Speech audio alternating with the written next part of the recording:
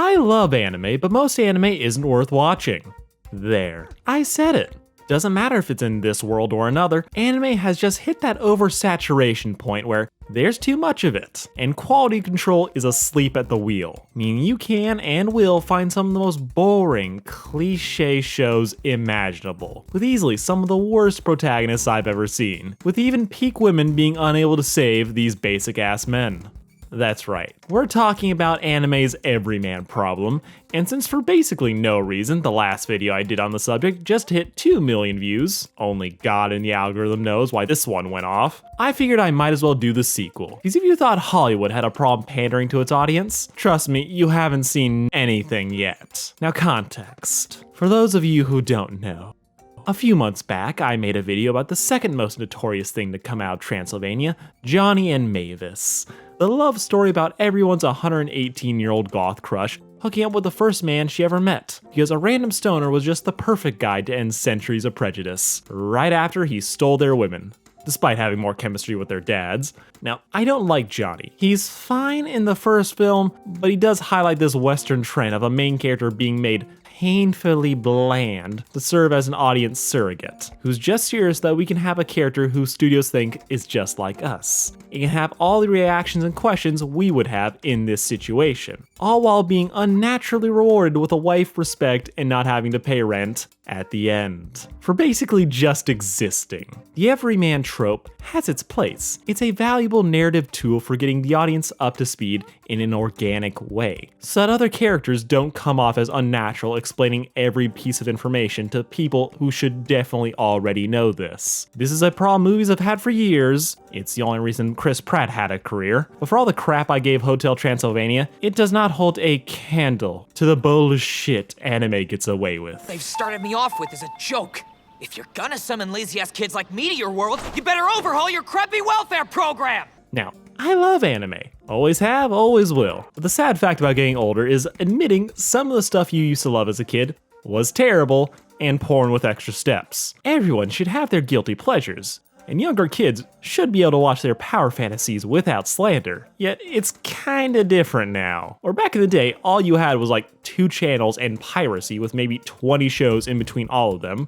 Crunchyroll alone is dropping an entire season's worth of anime every single week. There'll always be good shows, but the trash, there be a lot more of it, and it's all identical, with there seemingly being a race to the bottom for who can rip off a better show the fastest, as the anime industry pays its animators nothing, so there's no reason for any semi-popular light novel or manga to shove out a couple mil to make a 12-episode commercial that ends with them begging you to buy the rest of the series. And it feels like a lot of the stories that are written by people that only have ever watched other anime. So the stories come off as cliche as they're just doing the tropes that's popular without understanding why it was done in the original. Which is why there's so many fucking terrible isekai stories out there. Or why every show now has to have a harem. By far though, the worst thing to come out of the copy of a copy process is the protagonists. They don't exist. This is where I really have to draw this first big distinction between my last video. While Johnny, love him or hate him, he is an everyman. He does his job as an audience surrogate. The problem that anime has, though, is that they took it a step further. They leapt off a cliff, decided this was fine, then died going headfirst into a pile of money. These animes don't make surrogates, they're self-inserts. With a not so subtle difference being, a surrogate is just a character who is like you. An insert is just you. They took what little character these guys had left, cut out their faces, and slapped yours right on top, with the only difference between any of them anymore being the kind of power fantasy and the size of the ocean of bitches these guys are drowning in. Now, I'll defend power fantasies. If the fights are cool and the music rocks, I'll cheer for just about anything. But even then, I think it still needs to at least pretend to not be trying to sell me something. My Hero Academia may be a power fantasy for young boys, but Deku is his own character, with his own struggles. He's a shy nerd who overthinks things, but his relationships with the other characters are nuanced and his interactions with them give him a unique voice. Compare that to something like the dude from Conception, where we have no personality and he's just here to collect kids like Pokemon cards. There's a chance for this guy to have personality, but the story won't let him have one, because that would get in the way of the story selling itself to horny teenagers as they use him as a way to pretend to get laid. This leads to this massive writing problem where even if the writer is talented and can make something good, servicing the fans is the main point. So no action they take can be anything other than what you'd expect, leaving them basic and doing the bare minimum, and leaving us wondering, what the fuck do they see in him? This isn't anything new, but with how much anime is getting put out and how easy it is to watch, it's never felt more prominent. To Love Through is one of those easy examples I can point to. It's an anime that exists purely for fan service, and its main character Rito is just being a vehicle to get us to softcore porn. What started as a normal teenage boy crushing on a girl spiraled out of control immediately when a naked alien princess appeared in his bathtub and forced him to fake an engagement to keep her dad from marrying her off. Despite the fact that he's in love with someone else, he ultimately does fall for this alien girl who looks like a devil for some reason, and 20 other women. You heard me. Doesn't matter if it was his crush, her friends, her sisters, their teacher, or killer, her sister, their mother, just about every woman with a pulse is trying to ride his dick. It was a show designed for fan service, for kids, who hadn't figured out how to watch real porn yet. The character at the center of all of it being the character equivalent of cardboard. Ryo's only characteristics are being nice, loyal to his friends, always so fucking kind, and rising to the occasion whenever it's time to do that kind of thing. Because he's what every teenager thinks he is, saying he respects women and gets mad when they're mistreated, but he's also constantly ripping and putting them in compromising positions, which is fine, because it's never really his fault. He's just cursed. So that makes it okay. Yeah, no. Dorito here doesn't really exist as a character. He is just here so that we can get titty and panty shots of women. He's a nice guy, and all the etchy stuff that happens is outside of his control, which is the mental dissonance the story needs to create so the audience of young men can enjoy guilt-free. Because if this was intentional, we would be telling a completely different story. Japan has a way lower bar for a lot of what we would consider adult content. Shows that we would rate as 13+ are just regular kids fare, from blood and murder to how it handles sex. It's a different culture that I am not qualified to talk about. But the harem genre today has the same problems as To Love Ru had years ago. Self-insert media is valid, but most of the shows that are harems feel less like stories and more like products. As with the main character being just whoever's reading it, they don't have to try and develop him, instead focusing on what brings in that real body pillow money: the girls. The concept of best girl has been around forever, but it was allegedly first used in 2009. It perfectly encapsulates the fact that we don't give a fuck about the leading men of these shows. It's all about the girls. The ones we vibe with the most. Who's the hottest, who's the funnest, who is appealing to your hyper-specific fetish. A harem anime took a horse race approach to romance, where instead of waiting to see how a couple ends up together, it's just pouring gasoline on the fandoms, letting them fight to the death over who they want to see in his, or more accurately, their pants. All while selling merch made with less standards than the characters printed on them. Why write a compelling story about 3 childhood friends finding love when you can create 6 palette swaps and double your money? Why even bother giving him a face when you can just leave it a blank, except for the one time just to make sure he's not an ugly bastard? Harems are just that one genre that use the everyman / self-insert thing way too hard. And it just does not care if you know it's a scam. There are good ones out there, but as a whole, it's a cash grab. But one done so successfully, pretty much everyone just started doing it. Even if the main character has a girlfriend, he's gonna have a harem, especially if he has a girlfriend. The most damning thing of all of this, though, is how, as a genre, these shows are giving unrealistic expectations of relationships. It's not ruining a generation, but it's definitely not helping. As the no-bones approach to the genre, with its focus on mass marketing waifus on the blandest men alive, the only real way these shows can sell the idea of this kid's a sex symbol is either A, some bullshit about him being innately special, making him desirable almost in spite of his everything, or B, the women have no standards. Which is just my mean way of saying that these dudes will try their hardest to say one nice thing once and not be rapists. Literally, that's it. You could honestly rename these shows to Why My Trauma Made Me Pick Him, and it would still be just as accurate. One of the gems of my childhood was Nisekoi, which was about a normal teen who just happened to be the heir to a Yakuza family. Then a new gang moved into town, and suddenly he has to fake date a tsundere to prevent a turf war. Hijinks and women followed, with one particular love interest being the bodyguard assassin who was sent to investigate/kill him. But they end up falling in love with him instead after he told her she was pretty after spending the whole episode dressed as a boy, which she has a complex about because her parental figure raised her without realizing she was a girl, making this one sentence validating, and now she's in love. Ignoring the logistics of her mentor never realizing his son was a daughter, the series is asking you to believe that Tsugumi was able to go through her entire life without getting catcalled once, or ever again after it was out of the bag. That no one ever approached her organically and just said like, "Hi, would you like to go out?" Which are some numbers that just don't add up, and if you don't believe me, ask any of the women in your life. This is a situation that's designed to isolate her so that this one throwaway compliment can change the trajectory of her life, causing her to obsess, with there not being a single guy in his classroom who would even try to ask her out because she's just here for the main character and no one else. This is pretty much the best mid-case scenario for a lot of these harem stories, operating in a world that has to make it so that these girls will fall in love with a guy who is doing next to no effort, making it come off as almost incidental, as if he was actively pursuing her. It would isolate all the other merchandise the show is trying to sell, or end up like School Days. These stories exist in a universe where all the men are either non-existent or terrible, all to explain why this situation is happening, where this guy puts in no effort, makes no real decisions, can be indecisive for the entire story without the girls moving on to someone they might have actual chemistry with. Some stories can thread this needle, while others, it comes off as the main guy is just entitled to sex, ignoring the actual effort it takes to build a relationship, replacing it instead with horny devotion for just existing. It's incel mentality, but at least they're not slaves.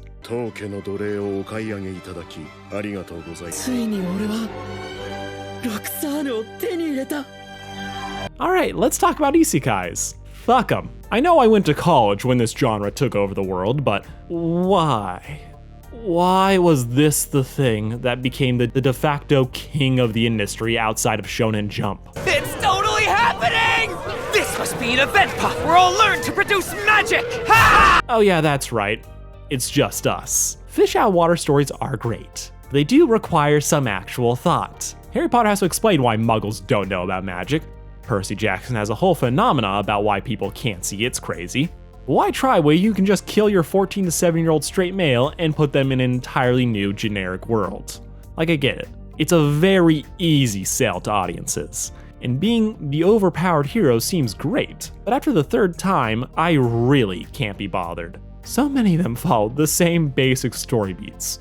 Man shows up, screams for 2 minutes, finds out he's the special, collects the first 2 haremettes, and shenanigans for the rest of the story. The protagonists here can be pretty bland, and I want to say they're better than the harem genre, but for as fucked up as the harems are, isekais just feel like they're just trying to outdo themselves with who can make the craziest shit, who can push the boundary the most, which has led to some interesting trends becoming popular. From what if the main hero was a villain, to what if a hero was a librarian, to what if I picked up girls in a dungeon, to what if I picked up girls at an auction. I get breaking taboos are hot. It's just fiction, I get all that. But really, how did a slave-owning protagonist become a mainstream thing? Amazing! But this is not a good look. If anyone were to walk in right now, I'd be sudden social death! Power fantasies, yeah, of course. Like, this whole slave thing is a video all on its own. But isekais are the genre that the Everyman self-insert problem metastatized and spread to the rest of the industry. As Japan is going through the equivalent of the YA adaptation craze of the early 10s, that Hunger Games pretty much kicked off and then killed. Hate it as much as you want, but Sword Art Online did numbers, and this anime adaptation of a light novel showed just how successful these paperback gold mines could be, resulting in the oversaturated market we have today and gotta deal with. What makes the Everyman so toxic to the isekai genre is that these shows should be interesting. I'm not beating my head against the wall for why this man doesn't just pick his woman and go. Yet despite having all the freedom in the world to craft a unique story where anything is possible, the genre has homogenized into being roughly the same world every fucking time. some shows actually utilize their premise.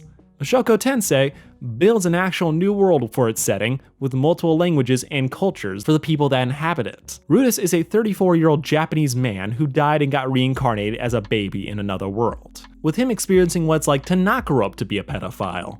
He jacked off to his 10-year-old niece taking a bath in the web novel. It's not canon anymore, but still. There's an actual arc for Rudis here. The story is in large part about him overcoming the worst tendencies he developed in his first life. He learns and grows. It's using the genre effectively. Compare that to other shows where they don't even try. People just get dropped into a different world and just immediately start pretending to follow the plot. They immediately become overpowered. They get everything they could ever want with as little effort as possible. You can do this and make it a parody and have fun. But for so many shows to play this straight, and for it to be boring, is in large part to the main characters. Because they're not just some guy like us, they're just us. Isekai has become so popular that everyone knows about it. Even Disney shows are referencing it. And it does make sense that newer isekais will have a protagonist that would know what an isekai is. So they don't have to explain what the world is like or even have a real reaction to being here. These shows feel so increasingly like they're cannibalizing themselves. Look, I hate the first episode exposition dump that has to explain everything that the OP already spoiled, but it's important to set everything up, to make it feel organic, to help show us why this character, this place, is different from its competitors, to have the creative choices it makes matter. Instead, what we have is stories that feel increasingly insular in their inspirations. Anime that only references other anime, copying what they like without understanding why it works. Sword Art Online was the punching bag of the anime community for years, and deservedly so in some regard, but it was still able to tell a captivating story in its first season. Kirito may be the progenitor of the modern overpowered protagonist, but that status was earned from him being a beta tester, giving him a head start over everyone else in the game. He would go on to just become a genius superhuman, better than everyone else, but that was later. In isolation, the angst and struggles he goes through feels real, while its copycats are just doing the overpowered and the struggles without understanding why these scenes hit so hard. The genre feels like it's cannibalizing itself, constantly ripping what it thinks other people like, while providing the most bare minimum way to differentiate itself from everything else. Self-insert stories are nothing new.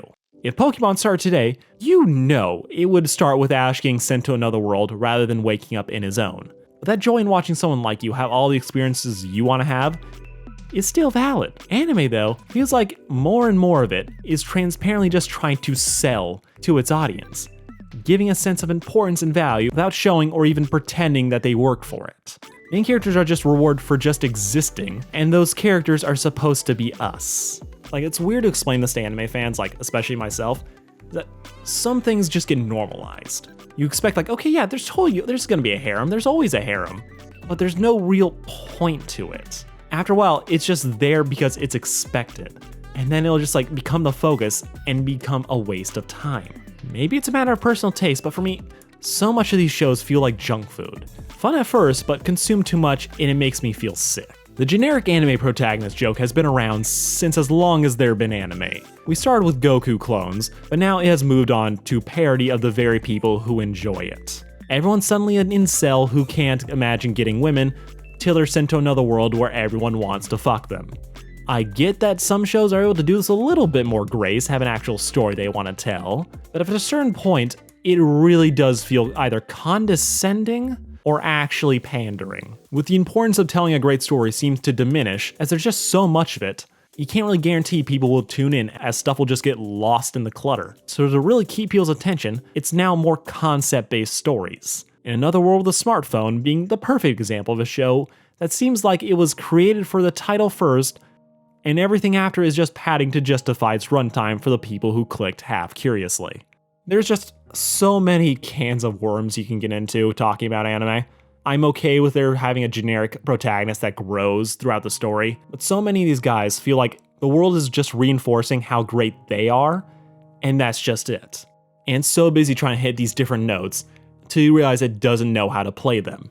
but the homogeny with which anime uses the Everyman to create self-inserts for stories that copy from one another has just created a glut of content that just isn't worth watching. It's everything you've seen before with only the slightest of twists, and no amount of anime titties can distract me from that.